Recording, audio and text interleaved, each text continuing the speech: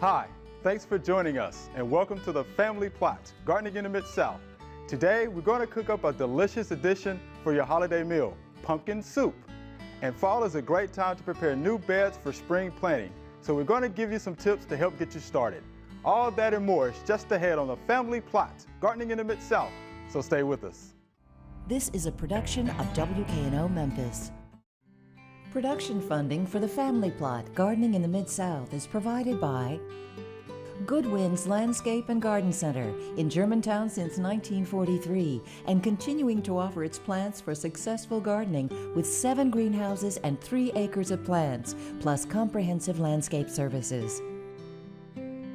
International Paper Foundation, the WKNO Production Fund, the WKNO Endowment Fund, and by viewers like you. Thank you.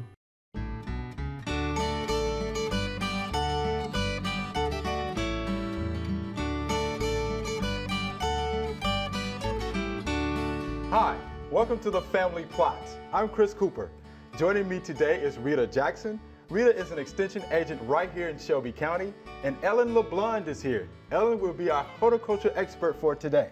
How y'all doing, ladies? Doing good. Good. You ready to get started? We are. All right, pumpkin soup. Yes. What do we need to get started? Well, first thing you'll need is 6 cups of chicken stock. Okay. So we're just going to pour that into our pot. Into that, we're going to add 1½ teaspoons of salt. And we're going to use 3½ cups of pumpkin. Okay. And the pumpkin that we're using today is cut in 1/2 inch cubes. That way it's going to cook quicker. Okay. And it's going to turn soft really, really nicely. Then we're going to add a ½ teaspoon of thyme. Okay. Now what is the thyme going to do for us? Just give it some flavor, okay? Yeah. And then onion. We're going to add about a cup of onion. All right. In this soup, a lot of times pumpkin soup is a sweeter soup sometimes people think of, but this is a more savory soup. Okay. Okay. And then we're going to add some garlic, a clove of garlic that's minced. Okay. And then we're going to add 5 whole peppercorns. Okay. And that's just to give it a little spice. All right. Just a little kick. Yeah, just a little kick. A little kick. And basically we're going to stir that, and you're going to let that simmer. Okay. You're going to let it come to a rolling boil, and then you're going to reduce the heat and get it down to a simmer. And this is what it's going to look like once it's simmered down. Oh, that looks good. Yeah. Now, the thing with pumpkin soup, you want it creamy. So this still has some chunks of pumpkin in it. So what you'll do then is you're going to puree it. Okay. So we'll take that off. All right. And if you have a large pot, you want to do it in small batches. But since we have a smaller pot, we're just going to do most of it, okay? That pumpkin breaks down pretty well. It does. And in the blender, that's going to make it even smoother, okay? Yeah, the chunks are no longer there. Right. And you don't want a chunky pumpkin soup most of the time. You want should smell something that's really smooth and creamy. So, okay? So we're gonna let Ellen blend this up for us. All right, Miss Ellen. Got my job, huh? And you just do this in a regular blender or a food processor. Like,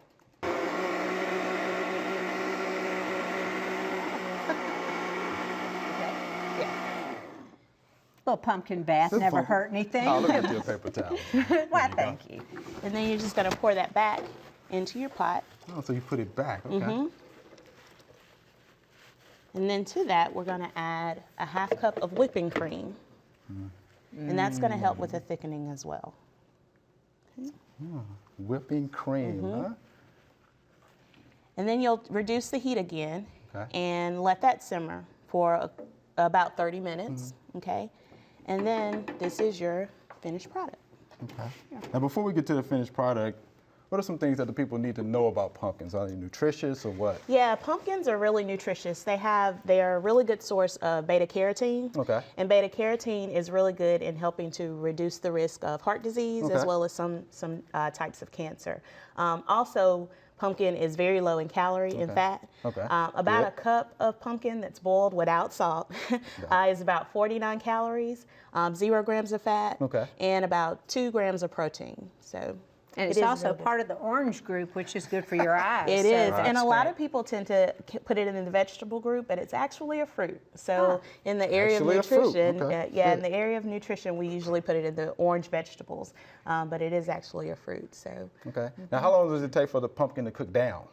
it takes about 30 minutes Okay. when you first put it in, Okay. and it's just going to be really soft. It's kind of like boiling potatoes or anything else. You just want it to get really good and soft, and then you want to puree it so that you can have a creamy.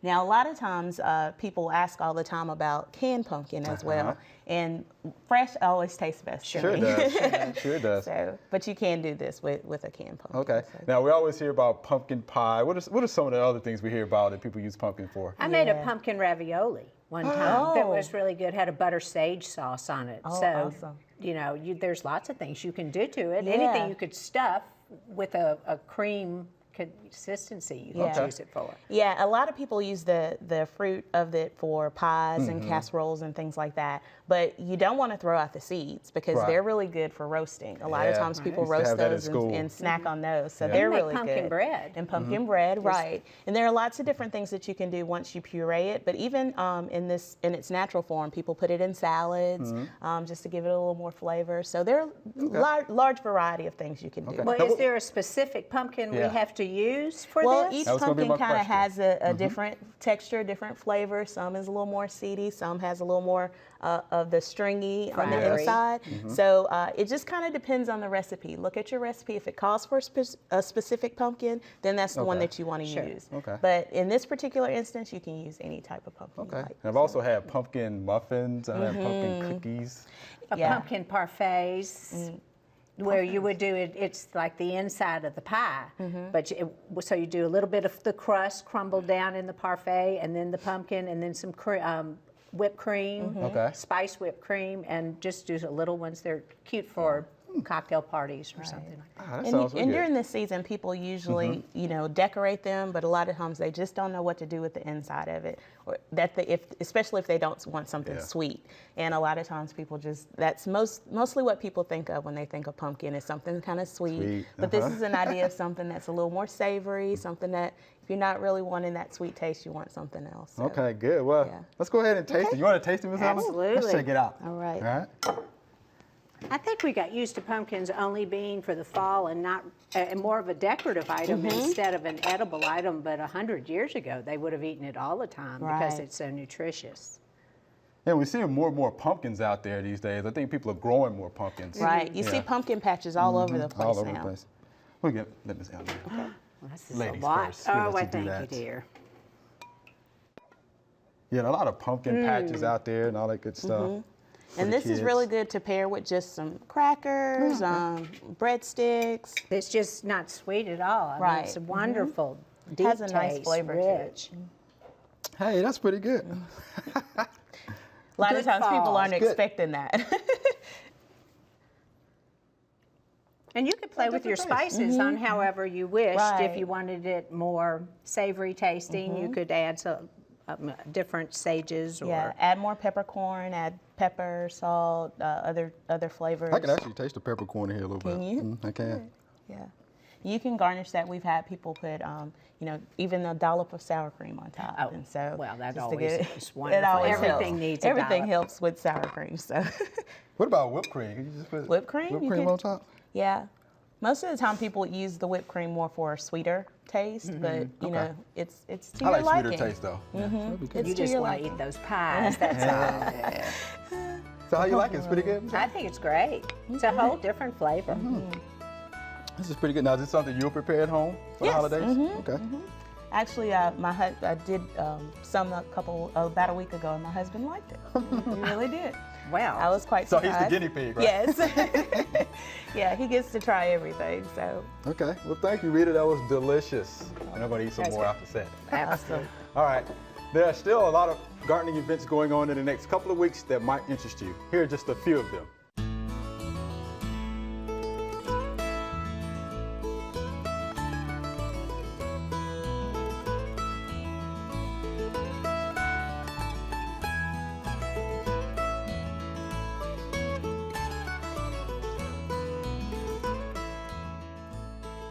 All right, Ms. Ellen, let's talk a little bit about new bed prep.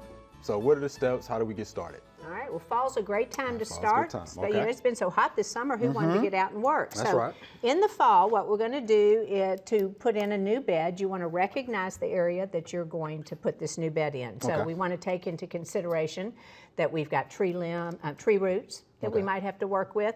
Do you have a drainage problem? And so you're going to want to address that. And if you have your light situation, you know, maybe one end of your area that you want to put into a bed is really sunshine and the other end is very shady. Or if you have a totally shady area and you need some more light, you're going to open up your canopy of your trees. Okay. So those are all things that you need to think of first. And then once you figure it out where you want to put it, you want to cordon it off. And if Okay. you're going to do a geometrically shaped bed, you're going to use stakes and a rope. And if you're not going to do, you want to do an irregular shaped bed, and understand Mother Nature always does an irregular shaped bed. She never does a straight line. So with that, I'm going to use a hose Okay. and put my hose down. All right, once I have my area designated where I want my bed to be, I'm going to take a soil sample. Yeah, you got to do that. You got to do that. Come see me for the soil sample. We got to do that. That's right. So once we get our soil sample done and we've told state that we want to put a perennial border in here with some evergreen shrubs Okay. or deciduous shrubs so they know what we're looking to do with our ground. Okay. Then I want to come back and kill it out with a grass herbicide, maybe a Roundup product. Remember, this time of year, our temperatures are lower than they normally are, so it's going to take longer for that Right. herbicide It's to going take to work shape. slower. Right. So I would do 10 to 12 days. We want a good kill on this Okay. and not get it back. Once I have that done, I'm going to take a rototiller or a garden fork, depending on how large your bed is, and I want to break that ground up maybe 8 to 10 inches deep. Oh, we're going deep. And I know you know, everybody goes, oh, it's so That's deep. deep. But the reason I want to do that is, one, especially with this drought we've had, you want to get that water down. The winter rains, it's when our rain is the very most. So I want to get that water down as deep as I can down into the ground, Okay. all the way down. I also want to open up the ground and have more air circulation. Sure. Remember, that dirt's been 10 inches underground. There's not a lot of air Right. working, so bring it up. All right. You can, at this point, stop on your bed. Okay. And you can leave it over the winter, and it's okay to leave it over the winter because the rain's going to come and break all those clods of dirt down, get that water way down inside. Okay. However, if you would like to go ahead and finish your bed at this point, you will till it and break those clods up a little bit more, and then I would like to top it off with 2 inches of shredded pine bark and 1 inch of red coarse sand. And that red coarse sand is incredibly important. Do not go get playground sand. If you add playground sand to our clay, we're working with concrete Yeah, now. it'll be brick. So Yeah. you want to get a sand that has a larger granule on it, and so mason sand or a red coarse sand will have that. Now, let me ask you this. Where can you get the sand, though? Because we get that question a lot. Well, we can. It's really better at a builder supply Good, okay. place or a place that sells mulch or soil additives. Okay. So you can get it from those places. Once I've put all of the shredded pine bark, I have my dirt tilled up. I'm going to put the sand on it. I want to till it smooth, rake it, and make it a pretty bed. And then I'm going to go to one of the co-ops or feed stores, and I'm going to ask for crushed oyster shells. And they use Okay. it in the chicken industry to make stronger shells. But I'm going to take that, and my hand's not very large, and I'm just going to sprinkle it lightly over my bed. And the reason I'm going to do that is we have added that shredded pine bark into a naturally acidic soil that we have, and the crushed oyster shells are going to sweeten the ground a little bit. Okay. All right, rake it all smooth. All right. The next thing, what are we going to do about the weeds? Yes. And the weed seeds they that will we've come. brought up? They will. They will come. If you are going to do seeds in your bed next spring, do not put preen in it. However, if you are going to just plant it in perennials and annual plants, not the seeds, you can go ahead and put preen down. It's good for about 6 months. It's going to catch our winter grass coming back and the early spring grass, which is going to be really nice. Okay. And of course, mulch. Sure. We'll do that. I never add more than 2 inches of mulch Okay. onto it. Which is what we recommend, 2 Which inches. is what you recommend. So, I mean, that's how I would do it. You can stop at the point where it is still roughly tilled, or complete the whole project and go ahead and plant. If I was going to plant into it this winter, I might just plant the bones of it, the shrubs that I'm going to put in. So I know what that bed looks like in the dead of winter, because that is a 4-month period. We're going to have to look at it, and then follow up next spring. Okay, all right, it's good bed prep information. Now let's go quickly to additional tricks for stronger plants and flowers. Well, there are a couple of things we do in the industry to make you think that we're all fabulous, but some of those things are, there's a group of plants that we grow, and we grow them very well, and I like to call them the English garden, cutting garden. They're ones like foxglove, dianthus, clematis, larkspur, delphiniums, those that you see in an English cutting garden. They need a little bit of lime. Okay, lime. And so I would put the lime out right now, because it's going to take 3 months for that lime to break down, the plants to be able to pick up. So as soon as spring starts, it's ready for them ready to go. Okay. to go. Then, in cutting back our perennials, this is the time now that we have had a frost. Our perennials are going to start to be cut back. There's another group of perennials that have a basal growth, and to kind of give you a mind's view of what that is, it would be a dandelion, how a dandelion grows on the ground. If all of our trees let those leaves go and fall down on that dandelion, it's going to suffocate and rot the crown of that dandelion. So when I cut back my plants, these are going to be cone flowers or cardinal flowers or penstemons, the plants that grow really close to the ground, as well as peonies. I will leave a 4 to 6 inch piece of that stem left up. And what it's going to do is those leaves fall down, it's going to stand on those stems instead of falling down onto the crown of my plant. Smart. And it creates kind of a greenhouse, and then the winter rains can come and they will work fine. And then the third thing that I like to do is the fertilizer. Yes. All right, this time of year, we do not want any foliage growth happening on our plants. So we have stopped fertilizing with nitrogen. So during this time of year, I'll go around for all my shrubs and trees and my perennials, and I'll put an O1010 down. And I'm looking for no nitrogen, but I would like to have the potassium that is going to go ahead and give me good, strong root systems and flowers and stems for next year. And then I'm going to put in some phosphorus, excuse me. Yes. And I'm going to put in some phosphorus. And that also is going to help on my general roots and things. And that will give us, open up next year with really strong stems and strong root systems, and that's what you want when you start. Yeah, because that's what we're looking for. That's absolutely right. Oh, that's some good information, Ms. Ellen. You're good. All right, let's go to our Q&A session. Okay, you ready for this? Ready to go. And Rita, you just jump right on in there if you want to answer a question, all right? I'll try. All right, here's our first question. We have a viewer email from Ms. Annette. She sent a photo along with her question. And her question is this: how and when do I prune this shrub or tree? There it is on the screen. Maybe a shrub or some type of holly, and it is a Yaupon holly. It's very thick inside. It needs to come down in height, maybe a foot. Because of its size, it is difficult for me to keep it from growing into the gutter. Help! Help. So let's help Ms. Annette out. Well, this one I had to call around on to find exactly what we should do. All right, what we're going to do with this particular plant is that in a month or two, when this holly is completely dormant, I'm going to come in and drop the top of it by a foot. And it's going to look pretty bad because we just took that beautiful fountain shape and we flattened the top of it. But that's really, don't worry about that. When April comes along and hollies start growing again, they're one of our plants that start later in the year to grow. So we don't want to put it on, the fertilizer on in February. I want to put it on more in April. I'm going to put in just a basic fertilizer, a 10-10-10 on it.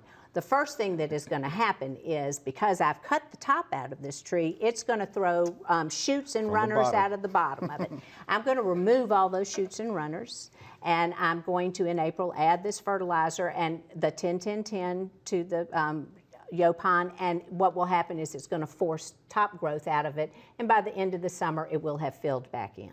So it'll be just fine. It will be just fine. Right, and it has that mop top growth, is what I call it. It likes that fountain shape, Yeah, but yeah, it's definitely going to come up from the bottom. It will come up in the bottom because they like to sucker anyway. Yes, so make sure that you keep those cut back and force it to grow out the top. Yeah, and be mindful. Yeah, it's not going to look too good because I've done that. I actually have some at home, and it doesn't look good now, but it will eventually. Well, put lights on it over the winter time so you don't see it. You know. That's a good idea. Now, let me ask you this. So we're going to put down the 10-10-10, 10-10-10.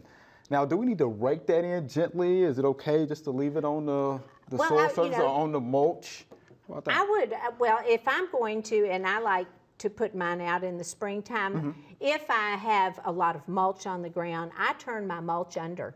And then I add the fertilizer, because during the year, the reason we're adding that 2 inches of mulch is because it breaks down so beautifully during the winter. So I go ahead and turn it under in the springtime and then apply my fertilizer on after that. The ground is broken up for the turning under, and then of course when you water it in, don't just put your fertilizer out and walk away. You know, it'll burn your plants up if you do it like that. So go ahead and water it in. Okay. We'll rake it in. There you have it from the expert.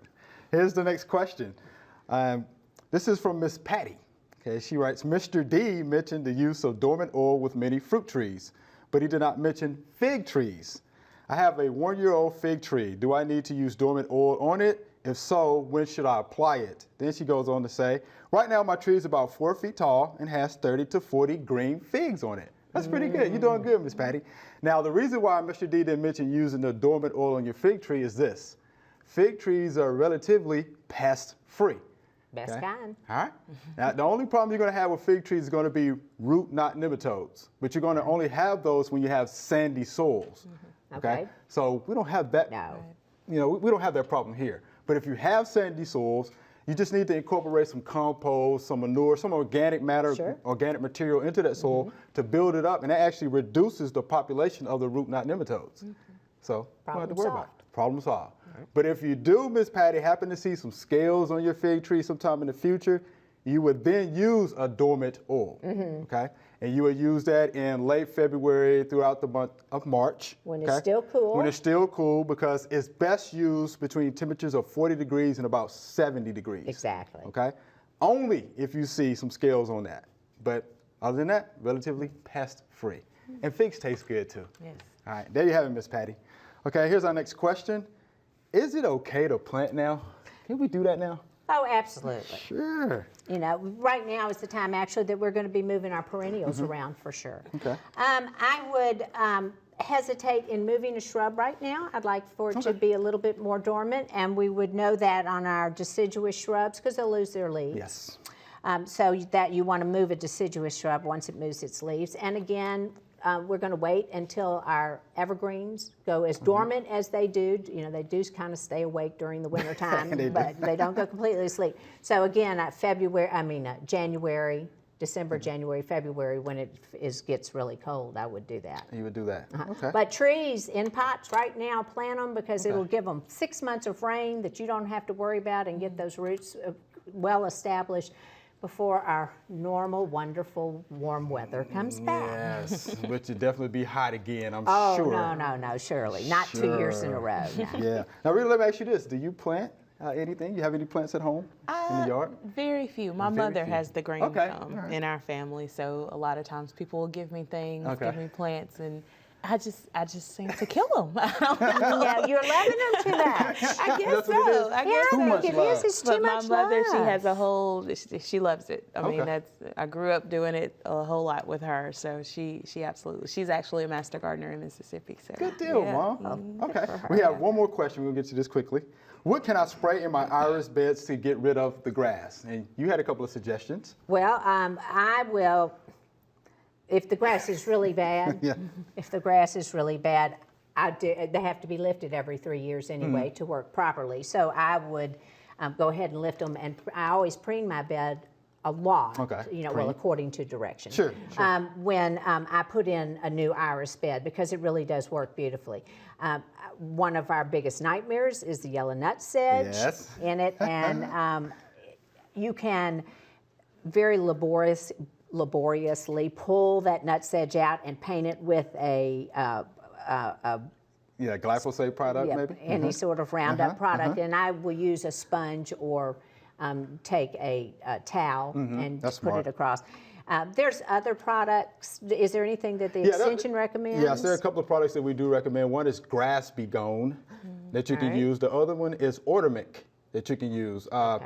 It contains an active ingredient in it which will actually control the Bermuda grass. It will kill the Bermuda grass and some of the other grasses, and it will actually release the irises. So the irises can actually tolerate Oh, cool. being sprayed around. Now, you don't want to directly spray your iris.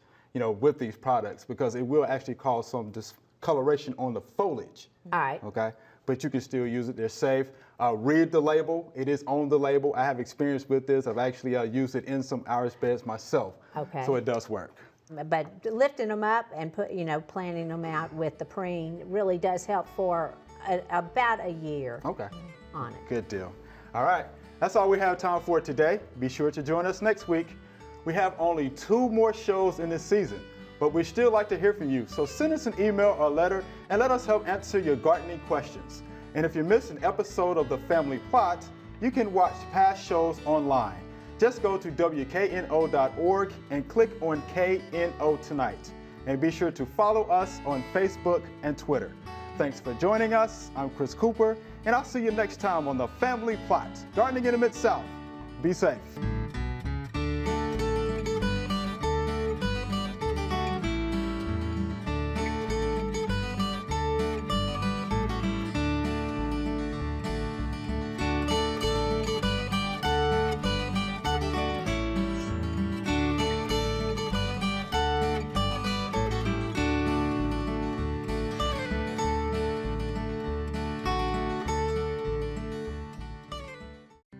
Production funding for The Family Plot, Gardening in the Mid-South is provided by Good Winds Landscape and Garden Center in Germantown since 1943 and continuing to offer its plants for successful gardening with 7 greenhouses and 3 acres of plants, plus comprehensive landscape services. International Paper Foundation, the WKNO Production Fund, the WKNO Endowment Fund, and by viewers like you. Thank you.